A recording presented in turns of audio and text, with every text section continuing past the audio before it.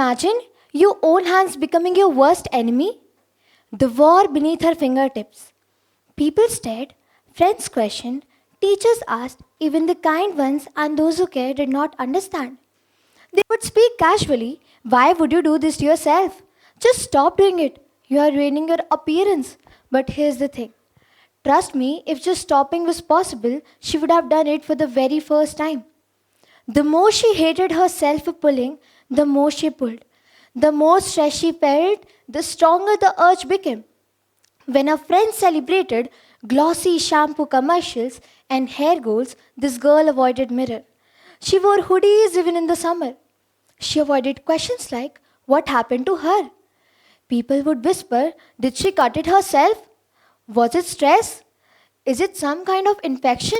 What has she done to herself? She wanted to say no, it's just her anxiety trying to escape through her hands, but instead, she smiled, she lied, she avoided. Because how do you explain something that you yourself don't fully understand? That was the hardest part. Not the pulling, but the pretension. She wasn't trying to destroy herself, she was just trying to feel in control, and in those moments, silent, unseen, she would reach up, tug, pull again and again. Strand by strand, she pulled it out. Let me ask you something. What do you do when you're overwhelmed? Some people bite their nails, some scream into pillows, and some cry. But here is where the story takes its most intimate turn. For the girl I have been talking about, the one whose pain, whose struggle, whose journey I have laid bare before you, she is none other than me. I am Swati Krishnan. This isn't just a story that I have heard. It's a life that I have lived, a truth that I have carried in my very own skin. Let me take you back to where it all began. It all began on an ordinary day. Life was sluggish, tension free, and I was just a 13-year-old girl. Until I noticed something unusual. I was touching my hair too often. At first, I brushed it off. I thought maybe it was just a habit. But slowly, that habit grew into something darker. Now, I want you all to open your eyes and ears because what I'm about to share is not just my story. It's about a disorder that millions of people across the world live with every single day, silently and in fear. They hide, they feel insecure, they feel isolated. This talk is about trichotillomania, a topic that has power to change perspectives, raise awareness, and open conversations that we rarely have. It can motivate people and break the chains of stigma and shame and bring compassion where there was once judgment. I am here to be the voice for those who are still suffering in silence. And today, I'll take you through the very word itself, breaking it down into three components so that you can truly understand what it means. Tricho means hair, tilo means pull, and mania means excessive behavior or activity. Together, it creates trichotillomania, a rare disorder which is originated from a Greek word.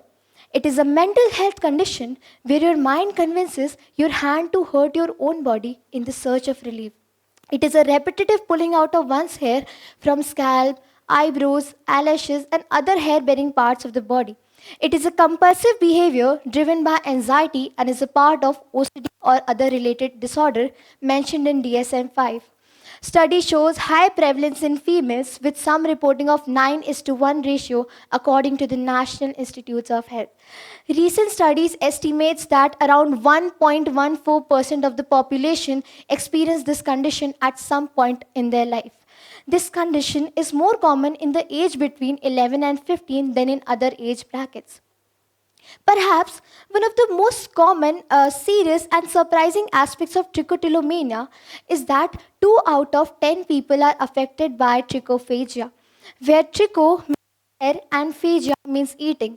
In this condition, people eat their own hair after pulling it out. It can lead to several gastrointestinal complications and other hair balls blockages in the digestive tracts. Many people believe that conditions like trichotillomania can only affect ordinary people, but that's a misconception. In fact, in several cases, it has affected celebrities such as Sarah Sampaio, Olivia Munn, Amy Schumer, and many more. This shows us that it does not matter who you are, how successful you become, or how famous you are. Mental health challenges can affect anyone. Coming back to my story, I didn't realize I was pulling my hair, and as the days passed, it began to distract me from everything. My studies suffered, I failed exams, my health declined, and the worst part was I didn't even know what was happening to me. I was clueless, unaware, and alone. You know, it didn't stop me here.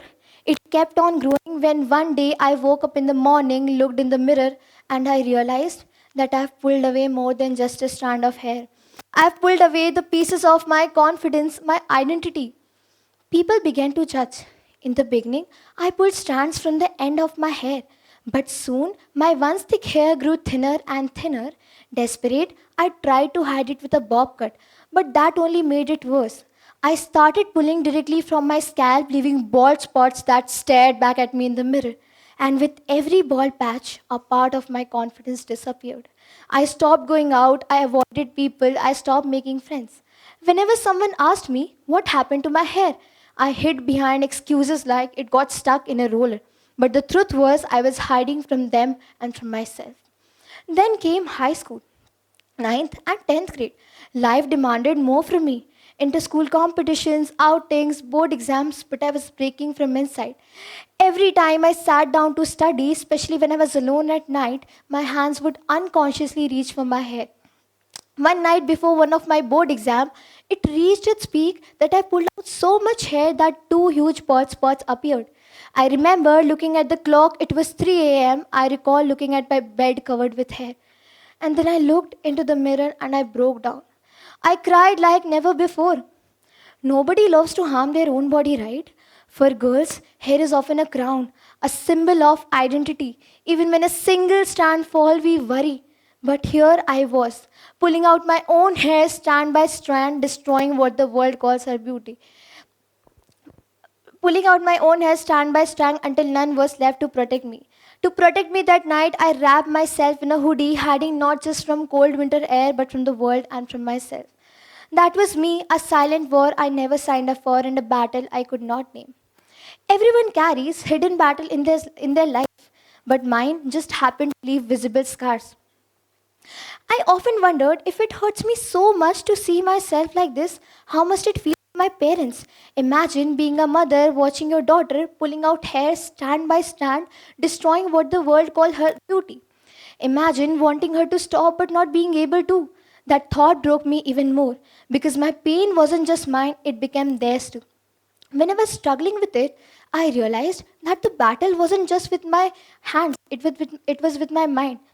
Every time I felt heavy or overwhelmed, I started writing my heart out. My journal became my safe place.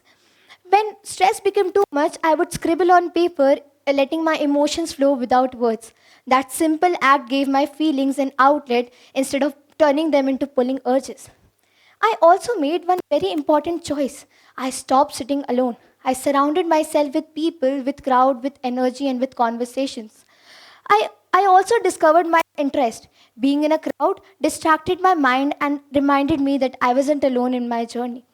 I also discovered two evidence based therapies such as cognitive behavioral therapy and habit reversal training, which has helped people in recovering from trichotillomania.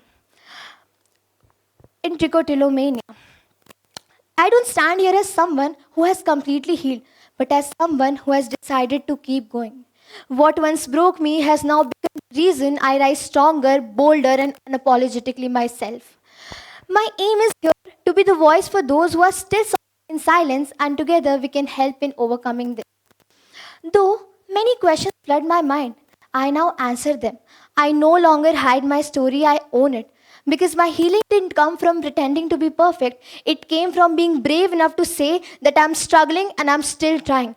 This time I speak because even if one person in this room has ever hated a part of themselves they could not control, let me tell you, you are not broken, you are not alone, and you are not weak. If someday you feel powerless over something, choose compassion over criticism, kindness instead of shame, and choose to see yourself as a whole person, not just a collection of flaws. I'm here to remind you that there is a strength in your struggle and beauty in your story. You deserve to be loved exactly as you are. Not when you are better, not when you are fixed, and not when you are good, but right now in this very moment. And maybe, just maybe, by loving yourself out loud, you will give someone else the courage to do the same. Thank you.